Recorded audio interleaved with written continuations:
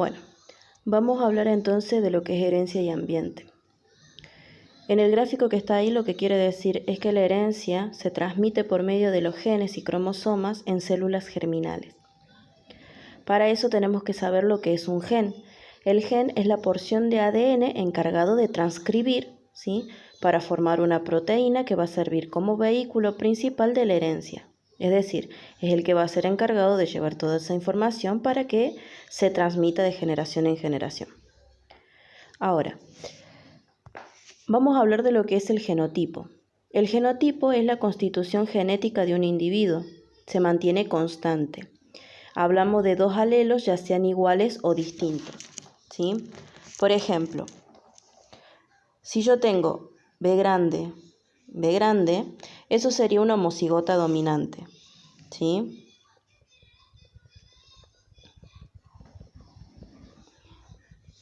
Ahora, si yo tengo B grande, B chica, hablamos de una heterocigota. Y si digo B chica, hablamos de lo que es un homocigota recesivo.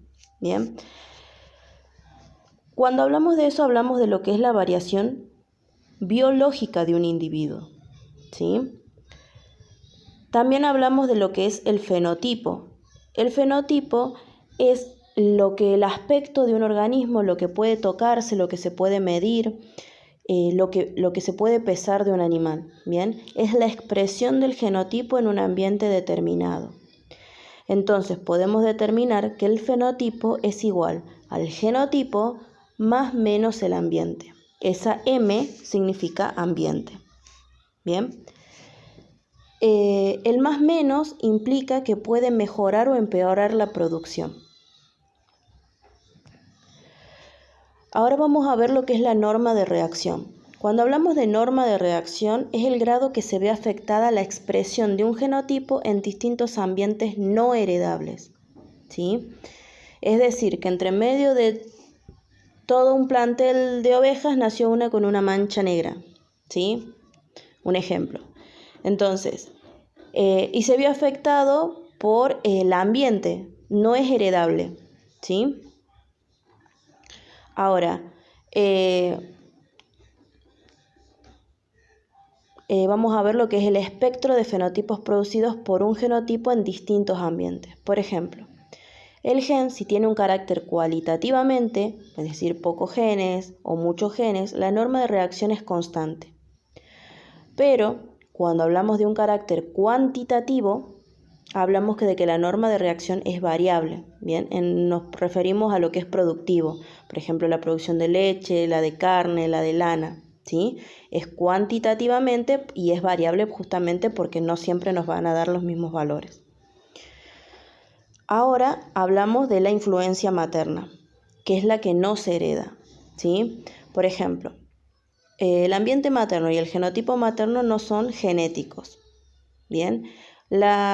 Tenemos lo que son influenciados por la madre, por ejemplo, las enfermedades congénitas como el sífilis o la edad de la madre. Hay mujeres que después de los 40 al tener hijos corren riesgo de que esos niños nazcan con síndrome de Down. El peso de nacimiento y el destete, esos son influenciados por la madre. Ahora, también tenemos el caso de la reacción hemolítica, la eritroblastosis fetal en la madre, cuando pasa lo siguiente: la madre es RH negativo y el hijo en su vientre es RH positivo, ¿sí? Es lo que produce la eritroblastosis fetal. Bien. Vamos a ver ahora qué es una cromatina. La cromatina está formada por ADN, por histonas, ¿sí?, que son proteínas básicas porque tienen muchos grupos aminos. Estos son la histona 1, la histona 2A, la histona 2B, la histona 3 y la histona 4. También están las proteínas no histónicas que tienen función de anclaje, como las topoisomerasas para una anotación de ADN, o como la helicasa, que tienen un rol en la condensación y descondensación de la cromátida, ¿sí? Estos son cosas que se vieron en química 2 y en química 1 al final. La cromátida es una estructura simétrica por 2 que forma el cromosoma y químicamente son iguales al cromosoma. Bien. Ahora, cuando hablamos del ciclo celular, es un punto que inicia y termina, ¿sí? Está compuesto por etapas, interfase y división celular. La etapa más larga es la interfase. Y cuando hablamos de cromosomas, estamos en la etapa de división celular. Pero cuando decimos cromátida, hablamos de interfase. Bien. Ahora vamos a ver lo que es el empaquetamiento del ADN. Nosotros vamos a tener la primera etapa del empaquetamiento de ADN, ¿sí? La cromátida se enrolla sobre la histona, que es un octámero de histonas condensadas formadas por las histonas histona 2A, histona 2B, histona 3 y la histona 4, ¿sí? Y por fuera el ADN da 2 vueltas y se une a la histona formando así los nucleosomas. Bien, la función de la histona 1 es estabilizar las tensiones, las cargas y las sellas. Bien, volvamos acá.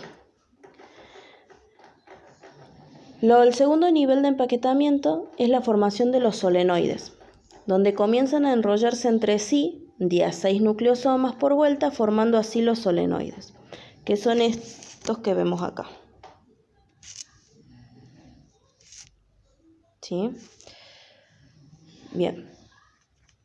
Después se denomina solenoides en profase mitótica y meiótica. El tercer nivel de empaquetamiento es la heterocromatina, que comienzan a tener luz, se forman las asas denominadas de scaffold, ¿sí? Y se denominan supersolenoides con cromosoma metafísico, que es la segunda etapa. El cuarto nivel se siguen condensando y se siguen enrollando, y por último, el quinto nivel, ya tenemos el cromosoma, bien, más condensado y en metafase.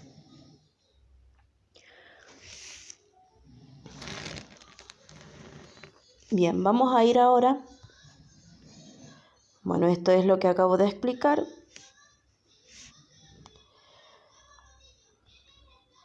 Vamos a ir a ver lo que es un cromosoma. Un cromosoma es una cromatina condensada. Son los portadores de la información genética y en ellos se localizan los genes, ¿sí? Este es un cuadro donde explica la diferente cantidad de cromosomas que tienen de acuerdo a la especie. En este gráfico de acá podemos decir que en un momento determinado un cromosoma consiste en una sola cromátida, y eso es verdad. Cuando hablamos de la división celular, ¿sí? En una etapa antes de producirse la duplicación del ADN, ¿sí? Que es en la división celular, la cromátida, el cromosoma es uno solo. Después se forma de 2 cromátidas hermanas.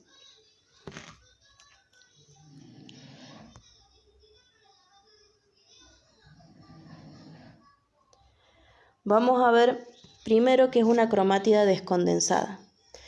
Una cromátida descondensada se denomina eurocromatina o cromátida verdadera, que quiere decir que se condensa en división celular y se descondensa en interfase. Una cromátida condensada se denomina heterocromatina, permanece condensada tanto en división celular como en la interfase. Acá no hay acción génica. La heterocromatina constitutiva, condensada en todos los tipos de células, ejemplo, cerca del centrómero y telómeros. Y la heterocromatina facultativa está condensada en algunos tipos celulares y en un determinado momento del desarrollo. Por ejemplo, en los cromosomas X en mamíferos.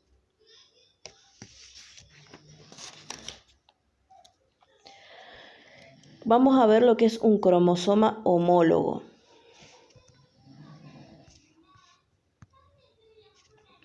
Cromosomas homólogos. Tienen la misma disposición de la secuencia de ADN de un extremo a otro, pero en distintos alelos. Los cromosomas se pueden clasificar de acuerdo a la posición de su centrómero, ¿sí? Es decir, bueno, vieron que muchos en los ejercicios, creo que era el ejercicio, me acuerdo bien, creo que era el 8,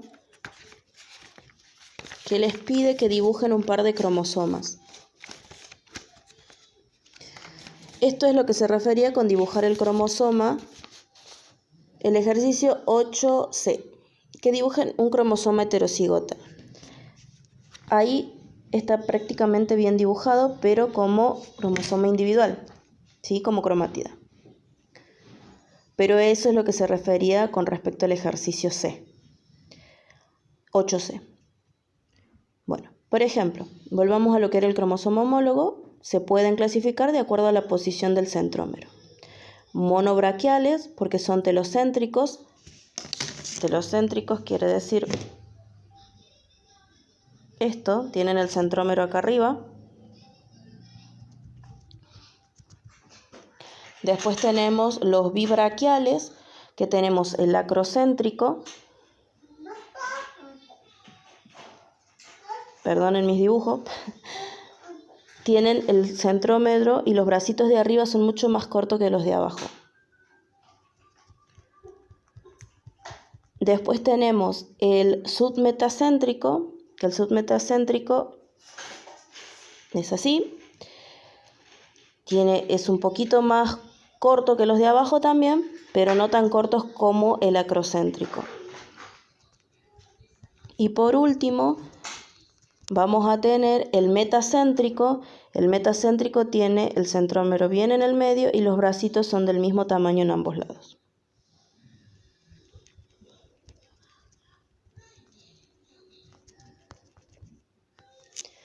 Ahora,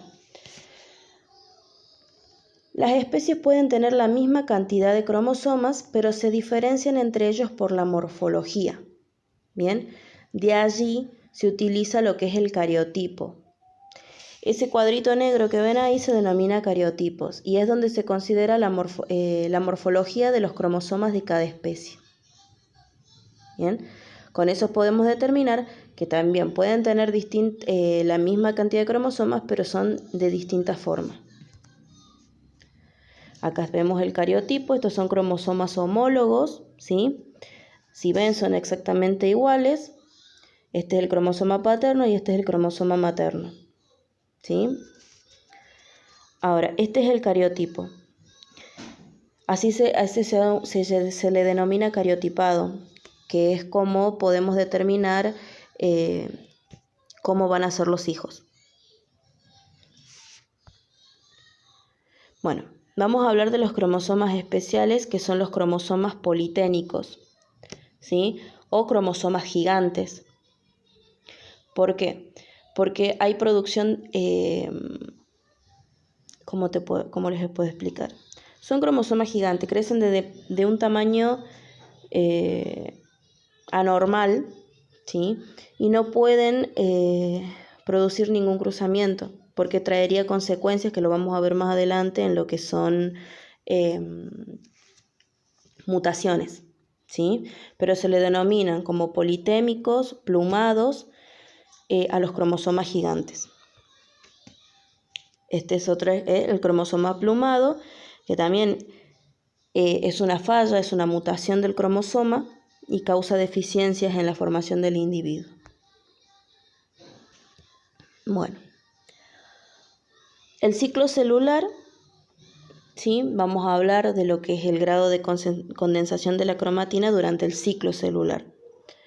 Vamos a hablar de lo que es la mitosis y de lo que es la meiosis. Antes de empezar a hablar con la mitosis, vamos a ver lo que es el nivel de ploidía. El nivel de ploidía significa diploide o haploide. Bien. Si yo digo diploide, yo estoy diciendo que tengo esto, 2 cromosomas y son 2 N. ¿Sí? Puede estar así o puede estar así. Bien. Ahora, si yo digo haploide, ya lo voy a explicar bien detallado con otros esquemas. El haploide yo digo que es así. ¿Sí? Esto es igual a N. Bien. Ahora vamos a hablar también lo que es el valor C. El valor C es una constante de ADN en su núcleo, ¿sí? Cuando tenemos valor 1C, hablamos de que es haploide, posee un cromosoma de cada par y constan de una sola cromátida, ¿sí? Cuando hablamos de valor 4C, decimos que los cromosomas están a pares y duplicados con 2 cromátidas cada cromosoma. Ya lo vamos a ver más adelante.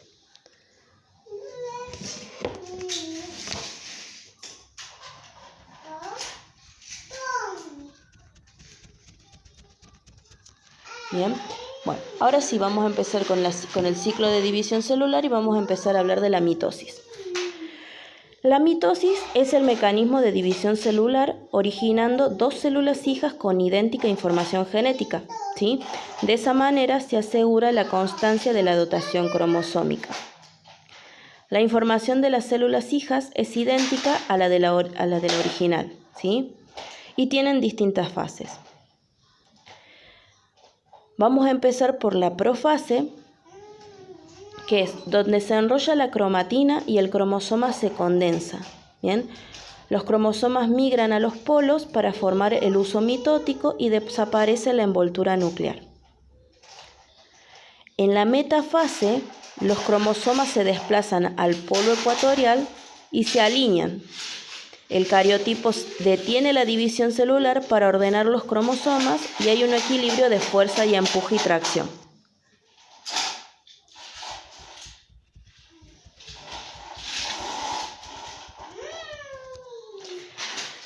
Ahora, cuando hablamos de lo que es anafase, es donde se separan los cromosomas y migran a los polos. Se rompe el equilibrio de fuerza y empuje, ¿sí? Y por último tenemos la telofase, que se desenrollan los cromosomas y reaparece el nucleolo. Se constituye la envoltura, se estrangula el citoplasma para formar 2 células hijas que ingresan a la fase G1 del ciclo celular y estos individuos son 2N igual a 2C, es decir, son haploides, ¿sí? Y son 2C porque van a tener una cromátida por cromosoma, ¿sí? Pero siguen siendo diploides porque son idénticas a la célula madre. Si ustedes pueden ver, en donde dice célula madre, es igual a las 2 células hijas, cada una 2N, ¿sí?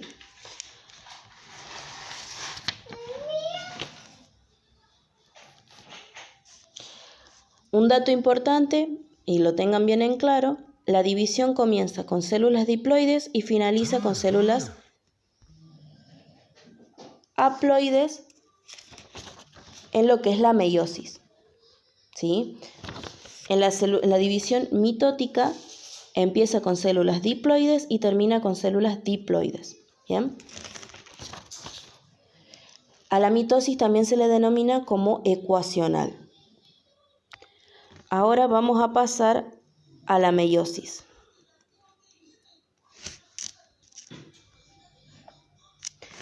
En la meiosis mantiene constante el número de cromosomas de cada especie a través de las generaciones, ¿sí? Como dije hace rato, comienza con células diploides y finaliza con células haploides. Son 2 divisiones sucesivas, ¿sí? Con una sola duplicación de material genético. Y hay 2 etapas. La meiosis 1, que es reductiva, ¿sí? Va a tener la profase, que la profase 1 se divide en 5 etapas. Leptotene, que es donde se condensa el ADN, se hacen visibles los cromosomas y se fija la envoltura nuclear. Cigotene, que es donde se produce el apareamiento de los cromosomas y se fija el sitio del entrecruzamiento. La paquitene, que se produce el intercambio genético entre los cromosomas, y la diptonene, que es la separación de los cromosomas homólogos, y la diacenesis, que es la cromosomas condensados unidos por el quiasma. Ahora, una vez pasada toda la profase 1, va a ir a la metafase 1. Ahí los cromosomas bivalentes se alinean y forman la placa ecuatorial. La diferencia entre la mitosis y la meiosis es que acaban acompañados de cromosomas homólogos, ¿sí? En la anafase 1 se separan los cromosomas del quiasma y se van a los polos opuestos formando cromátidas mixtas. Como ya expliqué en la profase 1, en la parte de cigoto N se produce un intercambio genético. Si ustedes pueden ver en el dibujito de anafase 1, acá, van a ver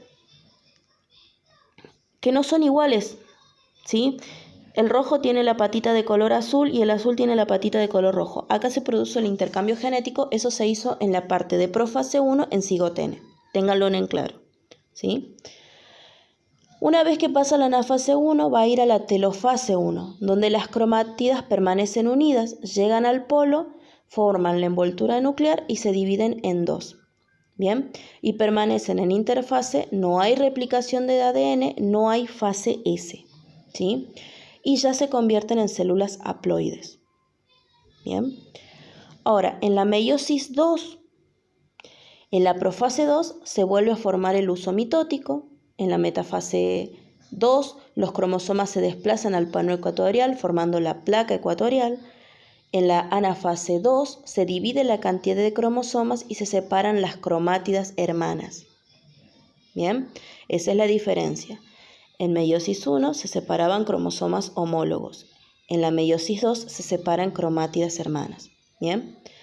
En la telofase 2 se reconstituye la envoltura nuclear y se produce el citoplasma y se originan 4 células hijas que son haploides y que son diferentes a la célula madre. Bien. Vamos con la espermatogénesis.